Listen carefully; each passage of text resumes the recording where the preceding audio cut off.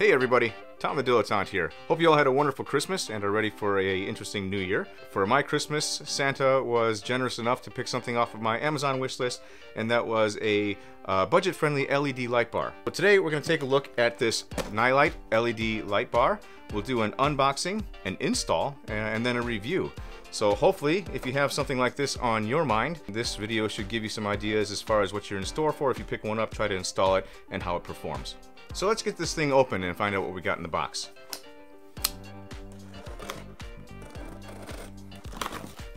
We've got the light bar itself, packaged nicely in some foam.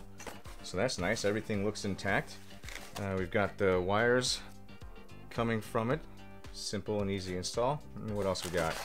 We've got some paperwork that came with it. Thank you for choosing Nilight, and some help about the warranties. It's the installation brackets. So I believe these will just simply mount on these right here. And that's it. So super simple package. Let's get this thing checked out. It's actually a pretty nice looking bar. The one on my wish list was a 20-inch one. I had intended to mount it on my worn bumper for an extra front light. It does not come with a switch, this particular one, which is okay for me because I'm going to leverage that relay panel and the switches that I already installed, and I'll probably put this one on my third switch down. Anyway, let's see if we can't get this thing lit up and see how it performs. I have my jackery, and I'll just use that as my 12-volt power source. Plug it into this connector, hold it by hand, see what we got. That's a little bright. Well, we know the light works, so we'll go ahead and kick that off. After my vision clears, we'll start to put the brackets on.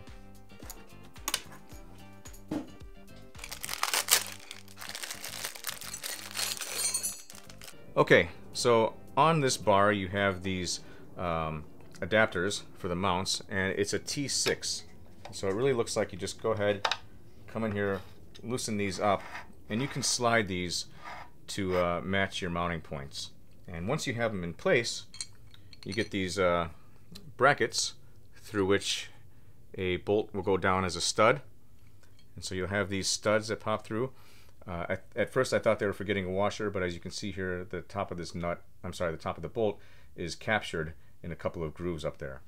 So the way this installs, you get your bracket, you put the bolt through, and you put this in here. It's going to have the longer piece facing the rear, and we'll put a bolt, a washer, and a lock washer through. These are 10 mil bolts, so we can get them mostly tightened down.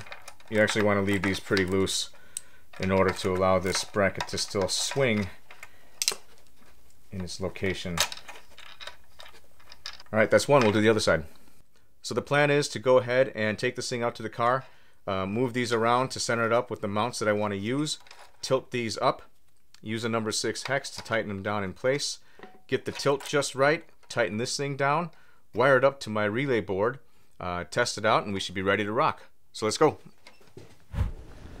Okay, so the first thing we're going to do is we're going to take our light bar and try to find a good place to mount it on the bumper. I figure right in between these holes here should work. So I'm going to take these nuts off and get it in place. Okay.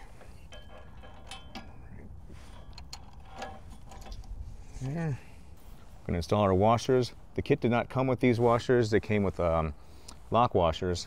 But I highly recommend using washers. Just go to Ace, go to the hardware store and pick some up. These are 1/2-inch nuts. Okay, with the mounts down and tightened, you can actually go ahead and take the bar and slide it left or right to get it centered. So let's find a nice centering spot. I think that looks pretty good. And now we can tilt the whole thing and hopefully tighten those down in their spot.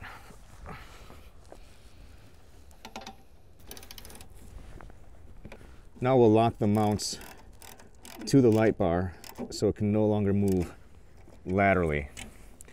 And now you'll see I can't move it left and right. But I can still move it this way, and we'll use this to aim it. Using our 10 mil ratchet, we'll go ahead and lock it in place for the time being, and we'll fine tune it later.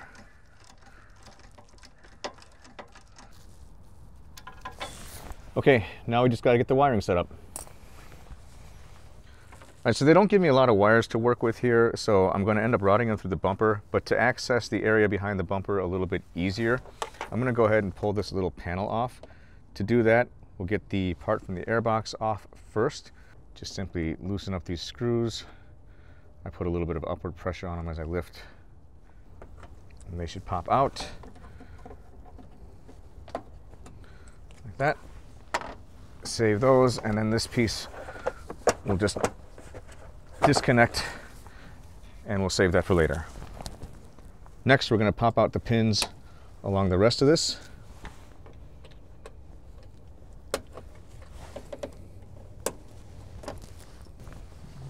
And this piece will come off just like that. Now we have full access to behind the bumper. Okay, this is probably overkill, but what I'm going to do is I'm going to run 16 gauge black and red from my relay panel to the light bar. All right, just so it's easier to work with, I'm going to go ahead and tie these off at a spot. To make my wiring easier to work with, I like to tie it off every so many inches before I run it. We're going to poke it out to the grill, give ourselves some slack, tie it off here for now, and then come route the rest of our wire.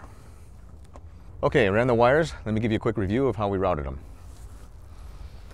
From the back of the light bar, I didn't connect it just yet, but we've got this piece, and here's the wires that I ran basically through the grill, and I had popped them out behind the grill here,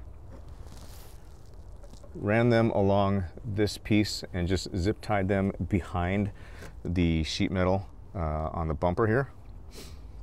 Ran them up underneath the headlight mount, back behind this piece, which I needed to take off here.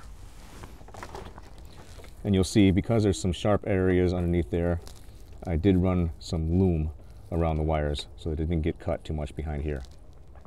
Back behind all of this, pop back out, and then after it popped out there, I ran my ground lead to the other mount of this relay panel here, and the power lead pops out, and I routed that to switch number 3 or relay number 3 on my relay board.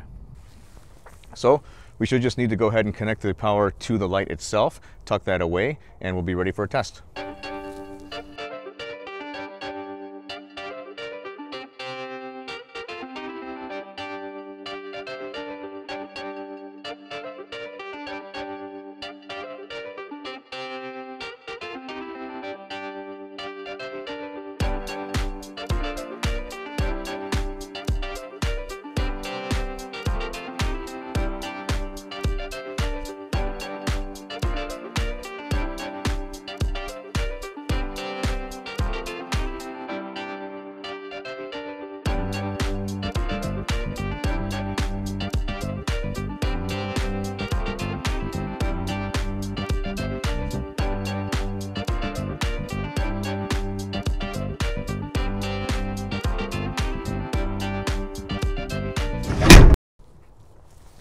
All right, let's see if it works.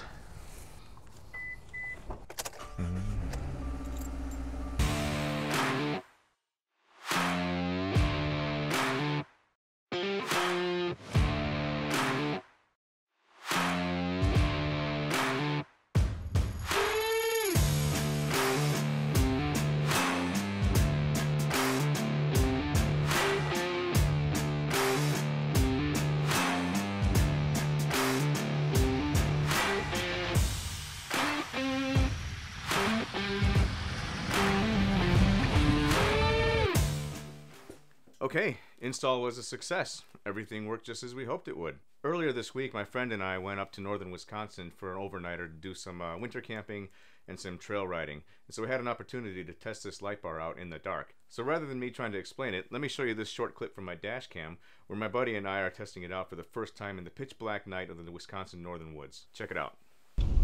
Cool. There's a turnaround before the road. That's nice, dude. So kill the headlights.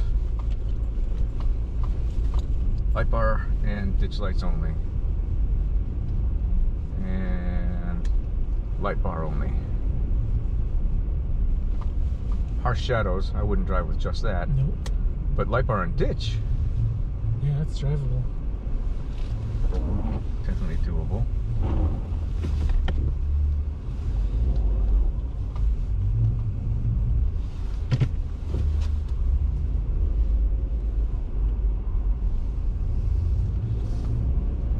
Yeah, light bar, ditch, headlights, fogs. That's nice. I like it. That's quite a bit of light, for sure.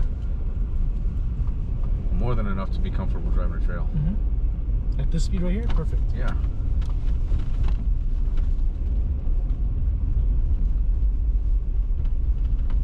So overall, I'm really quite happy with this light. It complements the rest of the stuff I got in my rig quite well so far. Let me give you some pros and cons rundown really quick of my experience so far.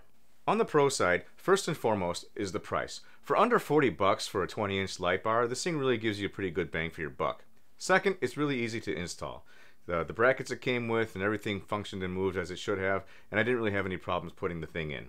And lastly, so far the bar is performing very well for me. I mean, granted, I've only had it on the car for a few days now, but it's been through rain, snow, sleet, taking it off-roading during the day and the night. I didn't notice any fogging behind the glass with extreme temperature changes. The light pattern it puts out is very even. And like I said, for the price, it's really just hard to beat.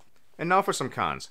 First on the list is that it doesn't come with a switch. Now that wasn't the problem for me because I've got that relay board and switches already pre-wired, but if you need a full kit that comes with everything you need to install, soup to nuts, then you're going to find yourself needing to buy an extra switch. Second, I don't feel like it came with all the hardware that you need for install, specifically the washers that go on the underside of the brackets to mount it to the vehicle. It came with some lock washers and the right size nuts, but in my experience, you really want a decent sized washer like a fender washer to help spread the load evenly on your mounting surface. And finally, maybe not really a con, but I would have wished for longer leads coming from the light itself. It came with only about 12 inches of wire lead. Most of that was wrapped up and inaccessible unless you start cutting off some of the insulation, which in my opinion made it just a little bit more difficult to wire it up really cleanly. So that's it, my very first light bar. I'm very happy with it so far, and I think it's just whetted my appetite for some more. Definitely want to get one of those big 36 or 42 inch roof rack light bars to really round out my front illumination package there. And you can believe when I get that going, I'll put it on my channel as well for you to check out. So I hope you liked this video. I hope you found it helpful. If you're looking to get one of these bars yourself, let me know what you think of it in the comments below. If you've got any questions, feel free to fire them my way as well. Thank you for watching. Have a wonderful new year, and until the next time, have a good one.